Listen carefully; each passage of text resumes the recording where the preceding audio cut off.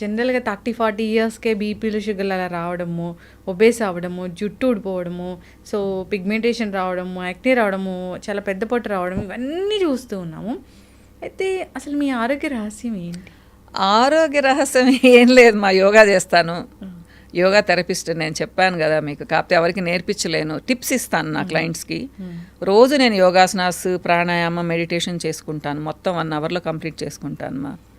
Almost 20 days చేస్తాను. ఒక 5 days ట్రావెలింగ్లో వెళ్ళిపోతుంది. అటు ఇటు తిరుగుతుంటానుగా. అవును. సో ఇంకో 4 days బద్ధకం వేసి చేయను అనమాట. మినిమం 20-21 days చేసుకుంటాను. ఫుడ్ లక్ష్మి టైంకి తీసుకుంటాను, బాగా తింటాను. చిరుతిళ్ళు అలవాట్లేదు, ఎక్కువ లోపలికి వెళ్ళవు. ఎప్పుడో ఏమో ఎంజాయ్ చేస్తాను. జంక్ ఫుడ్ అసలు ఇష్టమే ఉండదు.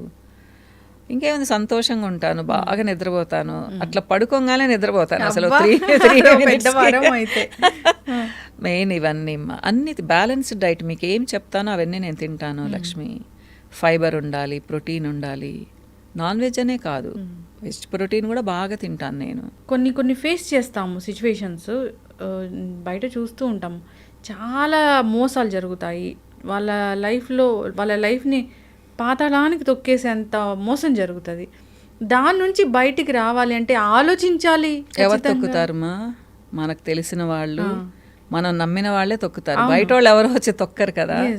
వాళ్ళకి మనం ఛాన్స్ ఇచ్చాం లక్ష్మి. మన తెలివి తక్కువతనం అనిపిస్తుంది. అందుకనే అమాయకంగా ఉండకూడదు, కొంచెం తెలివిగా. మా జనరేషన్ అయిపోయింది అమాయకంగా ఉండేది. మీ జనరేషన్ నుంచి కొంచెం స్ట్రాంగ్ ఉండాలి అమ్మా. మీకు ఇప్పుడు ఉన్న వరం ఏంటి అంటే, మీకు గైడెన్స్ ఇచ్చేవాళ్ళు చాలామంది ఉన్నారు. హైలీ ప్రొఫెషనల్స్ అన్నమాట, మామూలు వాళ్ళు కాదు. ఒక సైక్రియాటిస్ట్ ఉన్నారు, ఒక ఫైనాన్షియల్గా మిమ్మల్ని గైడ్ చేసేవాళ్ళు ఉన్నారు. మాకైతే మేము దద్దమల్లా ఉన్నాం, అసలు మాకేం తెలియదు అసలు. సో తెలివిగా ఉండండి. అది మనం బాగా నమ్మిన వాళ్ళే మోసం చేస్తారు. మన ఆడబడుచులు, మన అక్క చెల్లెళ్ళు, భర్తలు, వీళ్ళే కదా మోసాలు చేసేది. బయట వాళ్ళు ఎవరు? బయట వాళ్ళని మనం నమ్మంగా. పాపం ఎంతమంది చెప్తుంటారు చెప్పండి. సో డబ్బుల విషయంలో కొంచెం గట్టిగా ఉండడంలో తప్పు లేదు. అట్లని మీరు ఎవరికి రూపాయి ఇవ్వద్దని నేను చెప్పను. మీరు చూసుకొని వస్తుంది అనుకుంటే ఇవ్వండి, లేదా చిన్న అమౌంట్స్ అయితే ఇక రావు అనుకొని ఇవ్వండి. అంతేకాని నేనైతే మధ్యలో ఉండి కోట్లు పోగొట్టుకున్నాను లక్ష్మి. నేను తినింది లేదు, పెట్టింది లేదు, కష్టపడి సంపాదించింది అమ్మేసి కట్టాల్సి వచ్చింది మధ్యలో ఉండి, మాట కోసం అన్నమాట. అంతే కదా. నేను ఇచ్చిన వాళ్ళు సింపుల్గా చెప్పేశారు, మాకు ముగిచ్చేసారమ్మా, నువ్వు ముగిచ్చేసేయాలా అన్నారు. ఛీ అనుకున్నాను. ఏం చేస్తాం చెప్పండి, వీళ్ళనే మనం దూరం చేసుకోలేము. బాగుండాలి, ఉదయం లేస్తే మొహాలు చూసుకోవాలి, కానీ కష్టం లక్ష్మి. జనరల్ గా నాకు ఫ్రెండ్స్ లేరు మేడం, ఒక్క ఫ్రెండ్ కూడా లేరు. మంచి, నేను చాలా హ్యాపీగా ఉంటాను. అలాంటప్పుడు డబ్బులు పక్కన పెట్టుకోండి. లేదు మా, ఫైనాన్షియల్గా మనం బాగుంటేనే మనకు మనశ్శాంతి ఉంటుంది. ఒకప్పుడు నేను డబ్బులు ఏముంది అనుకునేదాన్ని లక్ష్మి. డబ్బులు సంపాదించాలి, కానీ దాని గురించి మర్చిపోవాలి. మన దగ్గర ఉంది కదా అని పొగురు ఉండకూడదు. ఇప్పుడు దేవుడి దయ వలన నేను ఏం కావాలన్నా కొనుక్కోగలను. ఒకప్పుడు ఒక శారీ కొనాలంటే కూడా నేను ఆలోచించి కొనేదాన్ని. మా బాబుకి షర్ట్ కొనాలంటే కూడా ఆలోచించి కొనేదాన్ని. ఇలాంటి లైఫ్ లీడ్ చేస్తానని నేను అనుకోలేదు అసలు. ఎందుకంటే ప్రతిదానికి పర్మిషన్ తీసుకోవాలి, పక్కన వాళ్ళ పర్మిషన్ తీసుకోవాలి. నాకంటూ ఫైనాన్షియల్గా ఏమీ లేదు. ఇలా అడగాలి కావాలి అంటే. దాని క్వశ్చన్స్ అడుగుతారు, ఎందుకు ఇప్పుడు, ఏమి ఇప్పుడు లేకపోతే ఏంటి 4 నెలలకు ఒకటి అడిగితే కూడా అన్నమాట. కానీ అప్పుడు కూడా నేను ఫీల్ అయ్యేదాన్ని కాదు. కాకపోతే ఈ పరిస్థితి ఉండకూడదు. డిపెండెన్సీ అనేది అసలు ఉండకూడదు. ఇండిపెండెంట్గా ఉండాలి ఉమెన్ ఎప్పుడు. డబ్బులు సంపాదించడం కష్టం కాదు లక్ష్మి, అది మగవాళ్ళకి తెలీదు. వాళ్ళు మాత్రమే సంపాదిస్తారనుకుంటారు. మనం అనుకుంటే వాళ్ళకంటే బ్రహ్మాండంగా, నీతిగా, నిజాయితీగా సంపాదించగలం. ఇది ఆ పొజిషన్కి ఆడవాళ్ళు వచ్చిన తర్వాత వాళ్ళు ఏం చేయలేరు అసలు. అది వాళ్ళకి ఎప్పటికి అర్థమవుతుందో కూడా నాకు అర్థం కాదు. సో హెరాస్ చేసేవాళ్ళు చాలామంది ఉంటారు. అవును, నువ్వేం చేస్తున్నావు, నువ్వు మూలను కూర్చుంటావు, వంటలు చేస్తావు, నీకు అవసరమా, నీకు ఇంతే చాలదా, వేషాలు వేస్తున్నావు, ఇలా అన్నమాట. ఇలాంటి మాటలు ఇప్పుడు అనిపించుకోవాల్సిన అవసరం లేదు ఎవరు. ఎందుకంటే అది చాలా కష్టంగా ఉంటాయి అమ్మా వినడానికి కూడా. కానీ వాళ్ళకి ఏం అనిపించదు తెలుసా, అన్న తర్వాత సెకండ్ మినిట్ మళ్ళీ వాళ్ళు బాగుంటారు, నేనేమన్నాను అంటారు. అనిపించుకున్న వాళ్ళకి చాలా బాధ అనిపిస్తుంది. పెళ్ళి దేనికి చేస్తారు? సమాజంలో ఒక గౌరవం ఉండేదానికి.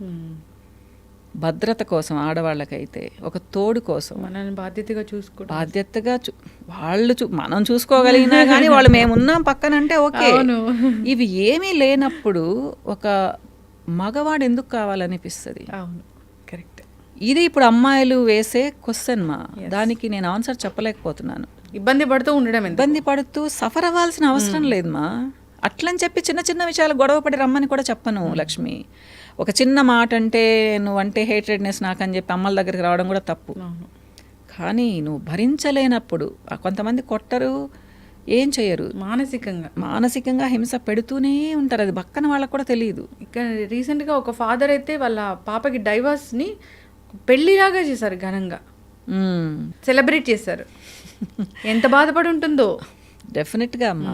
ఎందుకంటే తోడు కోసం చేసుకున్నప్పుడు నువ్వు ఓ అంటూ నెత్తిన పెట్టుకోవాల్సిన అవసరం లేదు. నేనున్నాను నీకంటూ ఒక భరోసా ఇవ్వాలి కదా హస్బెండ్, భార్య కూడా. నేను అబ్బాయిలనే అంటాను లేదు, అమ్మాయిలు కూడా వేరేగా ఉండేవాళ్ళు చాలామంది ఉన్నారు. అలాంటప్పుడు కలిసి ఉండడంలో అర్థం ఏంటమ్మా? వేరే వాళ్ళ కోసం ఎన్ని రోజులు కలిసి ఉంటారు ఎవరైనా కానీ.